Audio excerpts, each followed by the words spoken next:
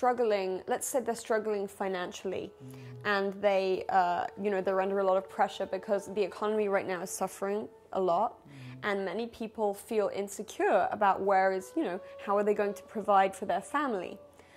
In that situation, how is meditating going to help them to achieve their full potential? When you're in stress, you're not getting the job, and negativity starts to build up, and there comes a point you feel maybe I'm not good enough, or maybe I'm never going to get a job, or you just start to take that negativity in a different direction. Maybe you start drinking, maybe you start to take pick a wrong choice. And if you are already meditating, you'll do none of these things. First of all, when you are out of job, you just know it's a pattern, it's recession. So meditation will give you that insight, what needs to be done next. If you read, there's a book by Deepak Chopra about leadership. It talks about a spiritual leader. He doesn't need to be aggressive. He needs to be in self-awareness.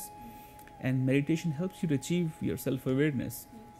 When I quit my job, I had no clue I'll start break the norms right away, if I'm going to get money from it, how I'll survive. But I had a strong belief that this is my path, and it worked for me.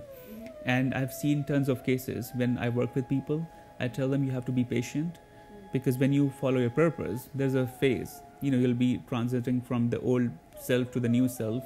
That transition takes time, but it's worth it. And like I often hear, the transition that takes place when we start changing those patterns, breaking the norms, and meditating, and getting quiet and listening for direction rather than listening to a chaotic mind.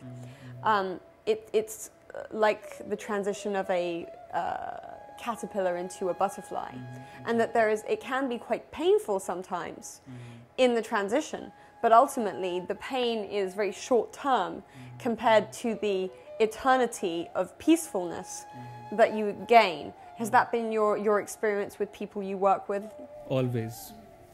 When they meet me for spiritual solutions, spiritual insight. And when I ask them, are you planning to be a monk? Of course no, right? Right. Are you planning to renounce everything? Of course no. So the first need to satisfy is success, is money.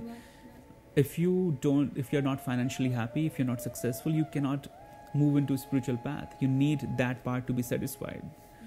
So when I talk with people, they come across, I'm very thankful, they come across as a very real being, and they tell me, yes, the main cause of spiritual help was actually not doing so good in either my career or personal life, and we thought on being a spiritual path it may solve it.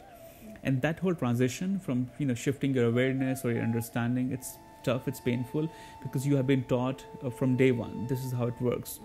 And spirituality is for people who are over 50, or it's for people who are going through some depression. It's not for normal people. So they do. A good thing is now there's so much of awareness in the world that no, it's not for people above 60, or it's not for depressed people. It's not for people who are done with life. It's for everyone. That transition is very painful. It's tough. It's painful because we have put on so many layers. Each layer has to be peeled off, and it takes some effort, some pain, but it's so worth it. If you don't peel off the layers, you are going to build more and more over it, and it becomes a mountain. Then it's impossible.